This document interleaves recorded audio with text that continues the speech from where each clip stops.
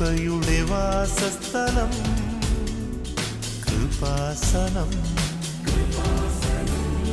കൃപയുടെ വാസസ്ഥലം കൃപാസനം.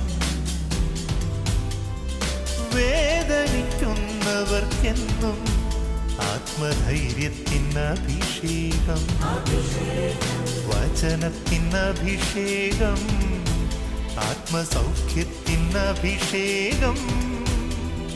വരുവിൻ നിങ്ങൾ യേശുവിൻ സന്നിധേ, അവനേകും സാന്ത്വനം. കൃപയുടെ വാസസ്ഥലം കൃപാസനം, കൃപയുടെ വാസസ്ഥലം കൃപാസനം.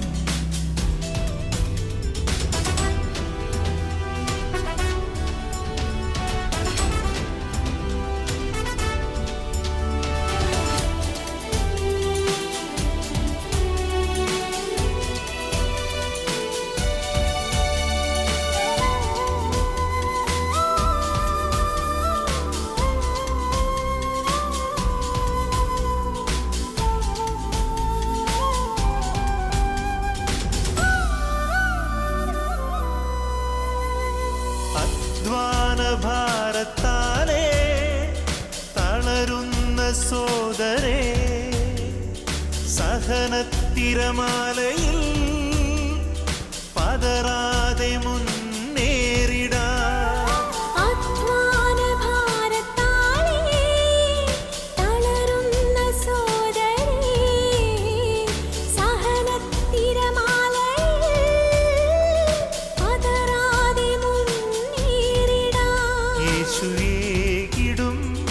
അഭിഷേകം സാന്ത്വനാഭിഷേകം, യേശുവേകിടും അഭിഷേകം സാന്ത്വനാഭിഷേകം.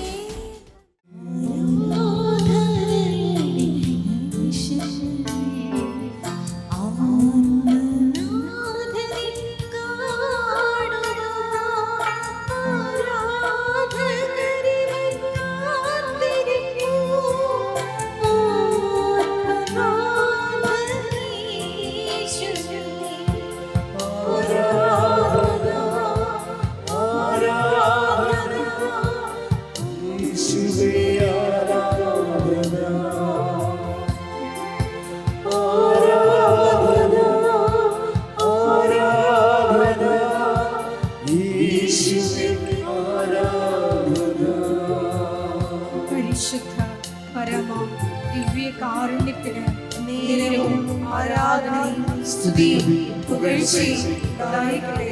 പരിശുദ്ധ പരമ ദിവ്യ കാരുണ്യത്തിന് നേരവും ആരാധനയും സ്തുതിയും പുകഴ്ചയും ഉണ്ടായിരിക്കട്ടെ. പരിശുദ്ധ പരമ ദിവ്യ കാരുണ്യത്തിന് നേരവും ആരാധനയും സ്തുതിയും പുകഴ്ചയും ഉണ്ടായിരിക്കട്ടെ.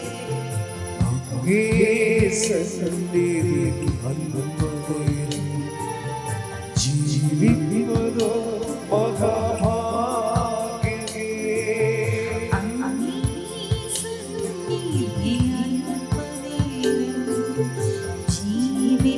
ും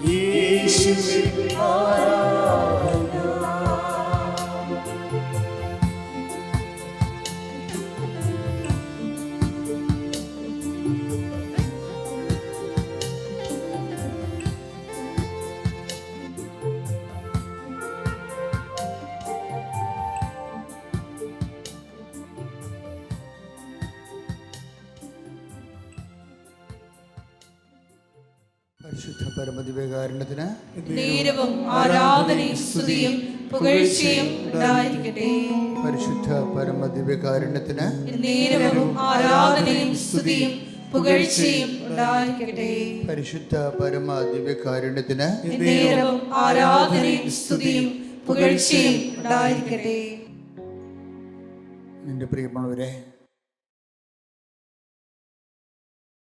ഉടമ്പടിയെ ഇത്രയും മനോഹരമായ രീതിയിൽ ജീവിത വിഷയവുമായി ഏത് തരത്തിലുള്ള ചീഞ്ഞ കേസും ഉടമ്പടി അഡ്രസ്സ് ചെയ്യും. അതാണ് വെച്ചാൽ നമുക്ക് ഹോപ്പ്ലെസ് ആയിട്ട് പോയിട്ടുള്ളതല്ല. പക്ഷേ എപ്പോഴും നമ്മൾ അറിയേണ്ടത് അതിൻ്റെ ഏത് കണ്ടൻ്റാണ് വർക്ക് ചെയ്യണമെന്ന് അറിയണം. ഉടമ്പടിയിലെ ഏത് കണ്ടൻ്റാണ് വളരെ മോശം അലാം കണ്ടീഷനിലുള്ള ജീവിത വിഷയങ്ങളെ ടേക്കപ്പ് ചെയ്യുന്നത്, അതിൻ്റെ വിശദീകരണവും അതിൻ്റെ ആധ്യാത്മിക സാക്ഷരതയുമൊക്കെയാണ് ഉടമ്പടി ധ്യാനത്തിൻ്റെ പ്രമേയമായി വരുന്നത്.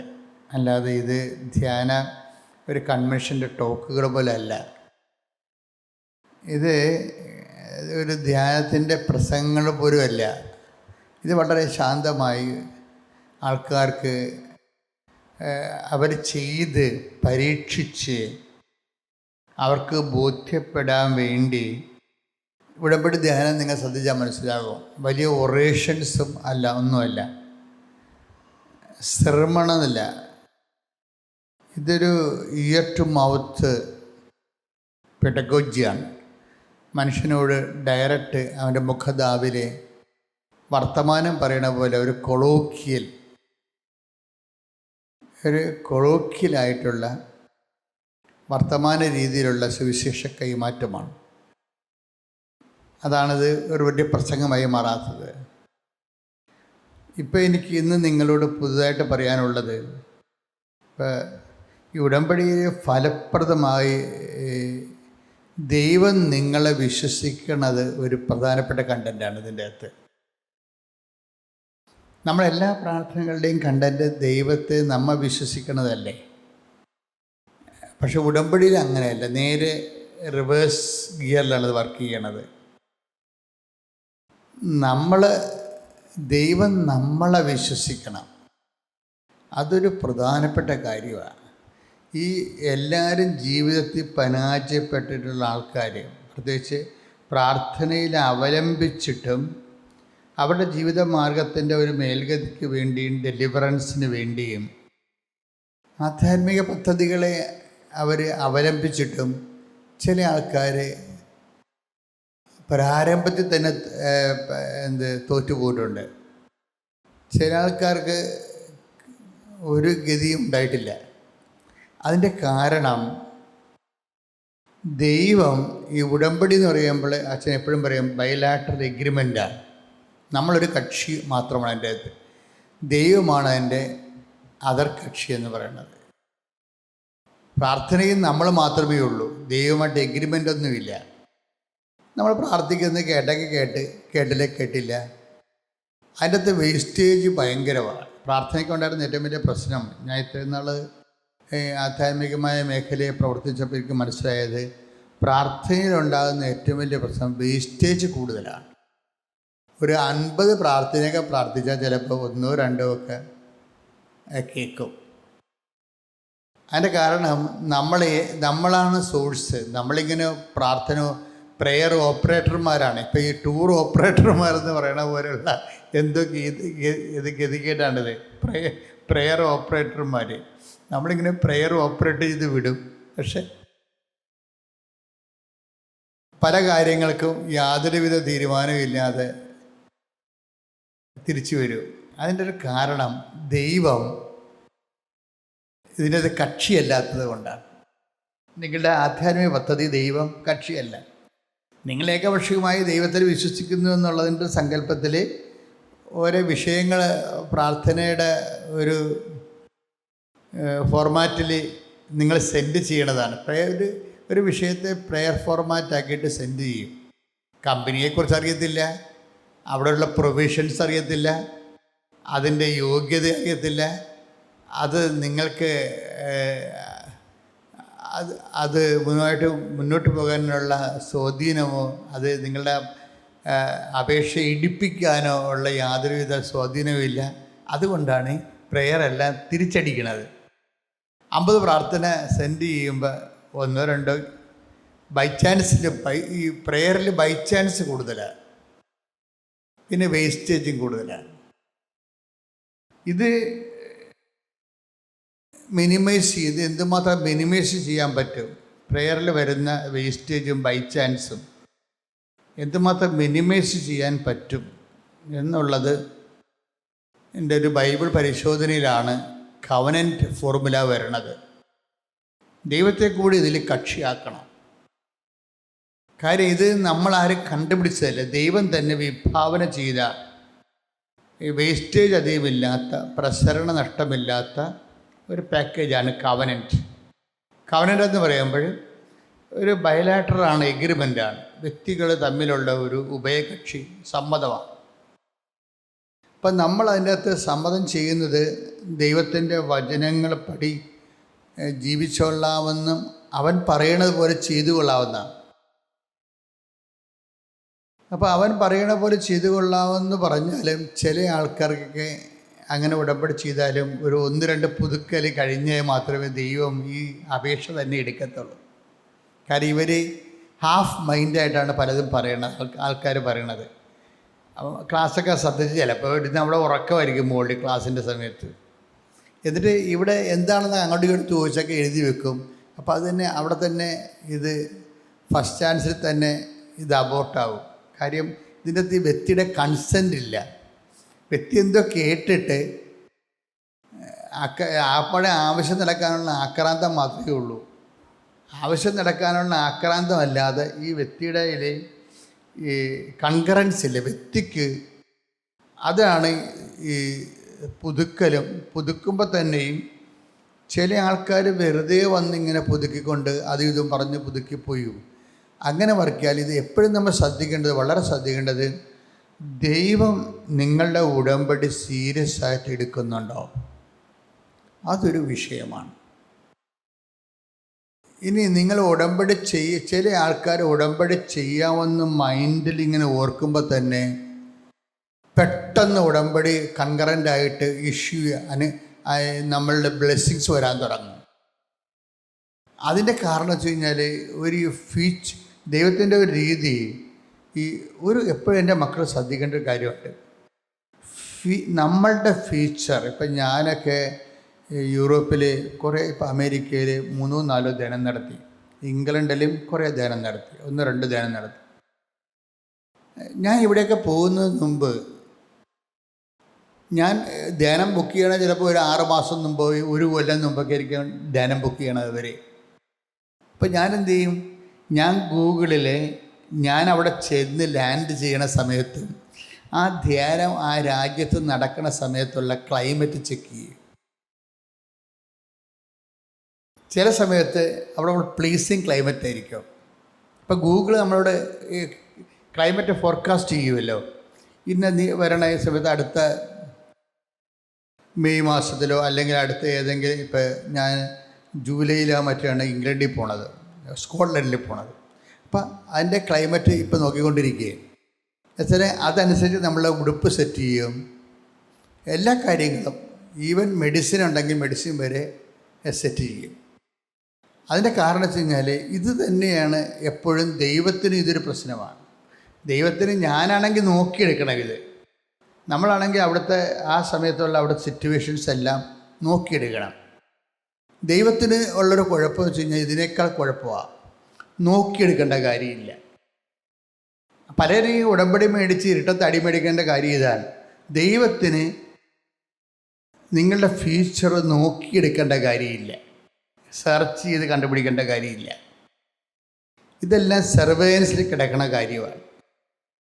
നിങ്ങൾ ഈ ജോലി കിട്ടിയാൽ നിങ്ങൾ ആരായിരിക്കും എന്നുള്ളത് ദൈവത്തിന് അറിയാം. അതാണ് പ്രശ്നം. അന്ന് നിങ്ങളുടെ സ്പിരിച്വൽ ക്ലൈമറ്റ് എന്തായിരിക്കും? ഈ ഇഡിയറ്റ്സ് എല്ലാം അടിമേടിക്കുന്നത് ആ ഒറ്റ കാര്യത്തിലാണ്. ഇവർ ഇപ്പോഴത്തെ ഒരു ഇതിൽ കയറി ഉടമ്പടി ചെയ്യും. പക്ഷേ നിങ്ങൾ ഈ കല്യാണം കഴിച്ചാൽ അന്നത്തെ നിങ്ങളുടെ സ്പിരിച്വൽ ക്ലൈമറ്റ് എന്താണ് ദൈവത്തിന് അറിയാം. നിങ്ങൾ അബോർഷൻ ചെയ്യുമോ, നിങ്ങളിനി കെട്ടിയവനെ ഉപേക്ഷിക്കുമോ, ഇതെല്ലാം സർവൈലൻസിലുണ്ട്. അത് കാരണം നിങ്ങളുടെ ഒരു പണി വളരെ ശ്രദ്ധിച്ച് ഈ ഭാവിയുടെ വിശുദ്ധീകരണം ഒരു ഭയങ്കര വളരെ സീരിയസ് ആയിട്ട് പരിഗണിക്കേണ്ട ഒരു വിഷയമാണ്. ആൾക്കാർ കുമ്പസാരിക്കുന്നത് എന്താ, കഴിഞ്ഞ കാലങ്ങളിൽ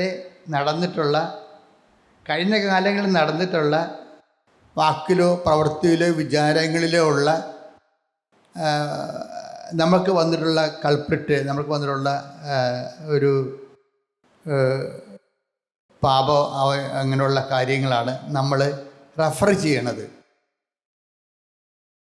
ഇത് പക്ഷെ ഉടമ്പടി വരുമ്പോഴുള്ള പ്രശ്നം, ഉടമ്പടി നിങ്ങൊരു ബൈബായിട്ടൊരു എഗ്രിമെൻ്റ് അല്ലേ. ഇത് ഇവിടെ 90 ദിവസം എന്ന് പറയണമെങ്കിലും ദൈവമായിട്ട് നമുക്കൊരിക്കലും 90 ദിവസത്തെ ഉടമ്പടി സാധ്യമല്ല. നമുക്കൊരു ടൈം ഫിക്സ് ചെയ്ത്, നമ്മുടെ ടൈമിൻ്റെ ബൗണ്ടറി ആയത് കാരണം ടൈമിന് വേണ്ടി നമുക്കൊരു ടൈം ഫിക്സ് ചെയ്യാം.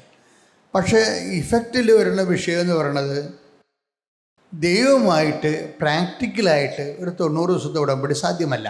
എന്താ കാര്യം, ദൈവം നിത്യനിതാന്തമായി ഉള്ള ആളായ കാരണം നമ്മളെ സംബന്ധിച്ചിടത്തോളം അതുകൊണ്ടാണ് നമ്മൾ അവിശ്വസ്തരായിരുന്നാലും ദൈവം വിശ്വസ്തനായിരിക്കും എന്ന് പറയുന്നത്. ടൈം ബൗണ്ടറിയുടെ അഡ്രസ്സ് ചെയ്താണ് അത് പറയണത്. ആ ടൈം ബൗണ്ടറിയെ കൂടി ഉൾപ്പെടുത്തിക്കൊണ്ടാണ്. പക്ഷെ നമ്മൾ അവിശ്വസ്തരായിരുന്നാലുണ്ടോ കുഴപ്പമെന്ന് വെച്ച് കഴിഞ്ഞാൽ, ഇപ്പം നമ്മൾ ദൈവം ഉപയോഗിക്കുന്ന ചെമ്പ് കമ്പിയാണ്, നമ്മൾ ഉപയോഗിക്കുന്ന അലൂമിനിയം കമ്പിയാണെങ്കിൽ അതാണ് വിഷയം. കറണ്ട് പാസ് ചെയ്യുമ്പോൾ ഇപ്പം നമ്മൾ അവിശ്വസ്തരായിരുന്നാലും ദൈവം വിശ്വസ്തനാണെന്ന് ബൈബിളുണ്ട് അല്ലേ. അപ്പം ചില ആൾക്കാർ അതുകൊണ്ട് നമ്മൾ അവിശ്വസ്തരായിട്ട് എങ്ങനെയെങ്കിലും ജീവിച്ചാലും കുഴപ്പമൊന്നുമില്ല, ദൈവം വിശ്വസ്തനാണല്ലോ, അത് മതിയല്ല എന്ന് പറയും. പക്ഷേ അത് മതിയല്ല, ദൈവം വിശ്വസ്തനായിരിക്കും. ദൈവം ഉപയോഗിക്കുന്നത് കറണ്ട് പാസ് ചെയ്യാൻ ചെമ്പ് കമ്പിയാണെങ്കിൽ നമ്മൾ ഉപയോഗിക്കുന്നത് അലൂമിനിയം ആണെങ്കിൽ എന്ത് പറ്റും? പ്രസരണം ദൈവം 100 വോൾട്ട് ഇഷ്യൂ ചെയ്യുമ്പോൾ നമുക്ക് 50 വോൾട്ടേ കിട്ടത്തുള്ളൂ. അതാണ് വിഷയം. ബുദ്ധിയുള്ളവരത് മനസ്സിലാക്കുമല്ല. ദൈവം 100 വോൾട്ട് ഇഷ്യൂ ചെയ്യും ചെമ്പ് കമ്പിയിൽ, നമ്മൾ അലൂമിനിയം കമ്പിയാണെങ്കിൽ, നമ്മൾ അവിശ്വസ്തരാണെങ്കിൽ നമ്മളുടനെ 50 വോൾട്ട് നമുക്ക് റിസൾട്ട് കിട്ടത്തുള്ളൂ. എന്ത് ഇഷ്യൂ ചെയ്യുന്നതെന്നല്ല പ്രശ്നം, നമുക്ക് എന്ത് റിസൾട്ട് കിട്ടുന്നു എന്നാണ് പ്രശ്നം. അതുകൊണ്ട് ഈ ഉടമ്പടിയിൽ ഈ വചനം വർക്കൗട്ട് ചെയ്യും, പക്ഷെ ഉടമ്പടിയുടെ പ്രയോജനം ചെയ്യത്തില്ല. നോക്കിയാൽ വചനം നോക്കിയേ, നമ്മൾ അവിശ്വസ്തരായിരുന്നാലും ദൈവം വിശ്വസ്തനാണ്. 2 തിമോത്തിയോസ് 2:13. 2 തിമോത്തി 2:13. നാം അവിശ്വസ്തരായിരുന്നാലും അവൻ വിശ്വസ്തനായിരിക്കും. കേൾക്കുമ്പോൾ ഭയങ്കര സന്തോഷം തോന്നും. നമ്മളിത്തിരി ഉഴപ്പിയാലും കുഴപ്പമില്ലല്ലോ. പിന്നെ നമ്മൾ കുഴപ്പമില്ലെന്ന് വെച്ച് കഴിഞ്ഞാൽ ദൈവം 100 സെൻറ്റ് ചെയ്യണമെന്നാണ് പറയണത്. 100 വോൾട്ടേജ് സെൻറ്റ് ചെയ്താൽ നമ്മൾ അവിശ്വസ്തരായിരുന്നാലും ദൈവം ചെമ്പ് കമ്പിയിൽ കൂടി വിടുന്ന വോൾട്ടേജ് നമ്മൾ അത് ഫീസ് ചെയ്യണത് അലൂമിനിയം കമ്പിയിലൂടെ ആണെങ്കിൽ നമുക്കതിൻ്റെ തീവ്രത കിട്ടത്തില്ല. അതുകൊണ്ട് നമ്മുടെ അവിശ്വസ്തത റിസൾട്ടിനെ ബാധിക്കുന്നുണ്ട് ശരിക്കും. അപ്പോൾ നമ്മളെപ്പോഴും ശ്രദ്ധിക്കണം എന്താണ്, നമ്മളും വിശ്വസ്തരാകാൻ വേണ്ടി പരിശ്രമിക്കണം. ദൈവതിരുസന്നിധി പരിശ്രമത്തിനും കണക്ക് എഴുതണ പോലെയാണത്. അതിൻ്റെ ഉത്തരത്തിനും പരിശ്രമത്തിനും വഴികൾക്കും ഒരേ മാർക്കാണ്. മറ്റ് ഹിസ്റ്ററി എഴുതണ പോലെ അല്ല കണക്ക് എഴുതണത്. കണക്ക് നിങ്ങൾ ചെയ്ത് വരുന്ന ആ സ്റ്റെപ്സുകളെല്ലാം കറക്റ്റാണെങ്കിൽ അതിനെല്ലാം മാർക്ക് കിട്ടും. ഇതുപോലെ നമ്മൾ വിശ്വസ്തരാകാൻ നടക്കുന്ന പരിശ്രമങ്ങൾക്കെല്ലാം മാർക്കുണ്ട്. നമ്മൾ വിശ്വസ്തരാകാൻ വേണ്ടി ശ്രമിക്കുന്ന എല്ലാ വിഷയങ്ങൾക്കും. ഒന്ന് പ്രാർത്ഥിച്ച്, കർത്താവായ ദൈവമേ, അങ്ങയെപ്പോലെ ഞങ്ങളും വിശ്വസ്തയോടെ ജീവിക്കാൻ ഞങ്ങളുടെ പരിശ്രമങ്ങളെ നീ ശക്തിപ്പെടുത്തുകയും സഹായിക്കുകയും ചെയ്യണമേ. അതുവഴി അങ്ങ് നൽകുന്ന എല്ലാ കൃപകളും ഞങ്ങൾക്ക് പൂർണ്ണമായി ലഭിക്കാൻ അങ്ങ് ഞങ്ങളെ ഒരുക്കണമേ. അങ്ങ് ഞങ്ങളെ ഒരുക്കണമേ. ശ്രദ്ധിക്കട്ടെ. ഹല്ലേലൂയ, ഹല്ലേലൂയ, ഹല്ലേലൂയ, ഹല്ലേലൂയ, ഹല്ലേലൂയ. യേശുവേ നന്ദി, ഹല്ലേലൂയ, ഹല്ലേലൂയ. പിതാവേ നന്ദി, പിതാവേ മഹത്വം, പിതാവേ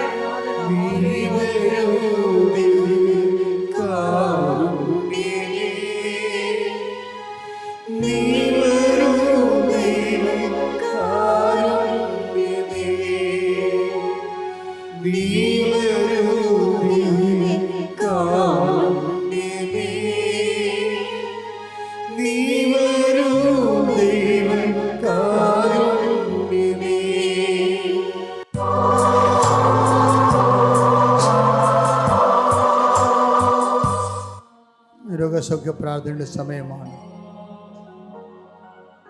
എൻ്റെ മക്കളെ കൈകൾ കൂപ്പി കണ്ണുകളടച്ച് അച്ഛനിലൂടെ ഈശോ നൽകുന്ന പ്രാർത്ഥന ആശീർവാദങ്ങൾ സ്വീകരിക്കേണ്ട സമയമാണ്. കർത്താവേ, ഓൺലൈനിലും തീർത്ഥാടനത്തിലും അനേകം മക്കള് നിന്നെ നാഥനും രക്ഷകനുമായി ഏറ്റുപറഞ്ഞുകൊണ്ട് കണ്ണുനീരോടെ പ്രാർത്ഥിക്കുന്ന ദിവസമാണ്. കർത്താവേ, നിന്റെ തിരുക്കല്ലറയെ ഞങ്ങൾ അനുസ്മരിക്കുന്നു. തുറന്നു കിടക്കുന്ന തിരുക്കല്ലറയെ കർത്താവെ ഞങ്ങൾ വിശ്വസിക്കുന്നു. കർത്താവെ, ഈശോയെ ഞങ്ങളുടെ പ്രത്യാശയുടെ കുടീരമാണത്. കർത്താവെ, അനേകം മക്കള് ഈശോയെ കല്ലറ തുറന്ന് ഈ കാലങ്ങളിൽ കർത്താവെ അങ്ങ് പുറത്തേക്ക് കൊണ്ടുവരണമേ, ഉയർപ്പിൻ്റെ മഹപ്രാപിക്കാൻ അവരെ ഇടയാക്കണമേ എന്ന് പ്രാർത്ഥിക്കുമ്പോൾ കർത്താവ്, ഈ ജീവിതത്തിൽ മനസ്സ് മടിഞ്ഞു പോയവർ, പ്രത്യാശ നഷ്ടപ്പെട്ടു പോയവർ, പരിശ്രമിച്ച് പരാജയപ്പെട്ട് ഞങ്ങളുടെ ഗതി ഇത് തന്നെയാണെന്ന് വിചാരിച്ചുകൊണ്ട് കർത്താവ് വല്ലാത്ത രീതിയിൽ കല്ലറയിൽ അകപ്പെട്ടു പോയവരെ കർത്താവെ നിന്റെ തിരുമുറിവാർന്ന് ആണിപ്രതാർന്ന വലതു കരുത്ത ഉയർത്ഥാനത്തിൻ്റെ തിരുവരക്കരുത്താൽ അവരെ സ്പർശിക്കണമേ യേശുവേ. ഞാൻ എൻ്റെ ജനതയെ കല്ലറകൾ തുറന്ന് പുറത്ത് കൊണ്ടുവരുന്ന കർത്താവ് പ്രവചനം, ഞാൻ എൻ്റെ ജനതയെ കല്ലറകൾ തുറന്നുകൊണ്ട് പുറത്തേക്ക് കൊണ്ടുവരുന്നുള്ള പ്രവചനം കർത്താവ് ഈ ആഴ്ചയിൽ ഈ ധ്യാനം കൂടുന്ന ഓരോ മകൻ്റെ മനസ്സ്, ശരീരം, ജീവിതം, ജോലി, എല്ലാ ജീവിത വിളികൾ, ജീവിത അന്തസ്സുകൾ, എല്ലാ കല്ലറകളും കർത്താവെ അടഞ്ഞു കിടക്കുന്ന ജീർണാതമായ കല്ലറകളെ യേശു നാമത്തെ തുറക്കപ്പെടട്ടെ. ശ്രുതികട ഹല്ലേലൂയ, ഹല്ലേലൂയ, ഹല്ലേലൂയ, ഹല്ലേലൂയ. യേശുവേ നന്ദി, ഹല്ലേലൂയ, ഹല്ലേലൂയ. ഉദ്ധാരം ചെയ്തവനേ, ഞങ്ങൾ ആരാധിക്കുന്നു. മരണത്തെ ജയിച്ചവനേ, ഞങ്ങൾ ആരാധിക്കുന്നു. ദൈവത്തോട് നന്ദി പറഞ്ഞുകൊണ്ട് ആശീർവാദം വാങ്ങിക്കാം. ഹല്ലേലൂയ,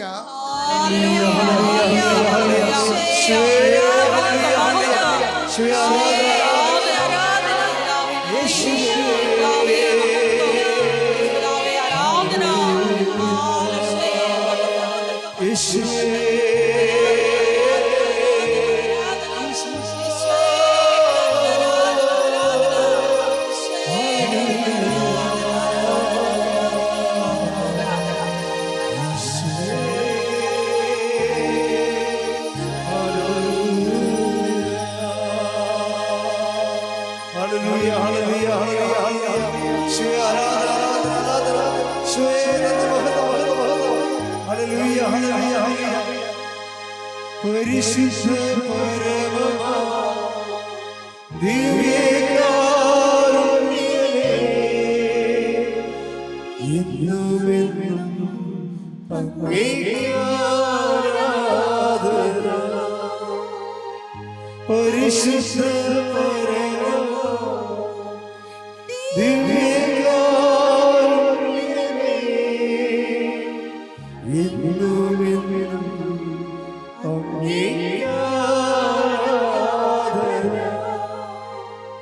പരിശുദ്ധ പരമമാ ദിവ്യകാരുണ്യമേ,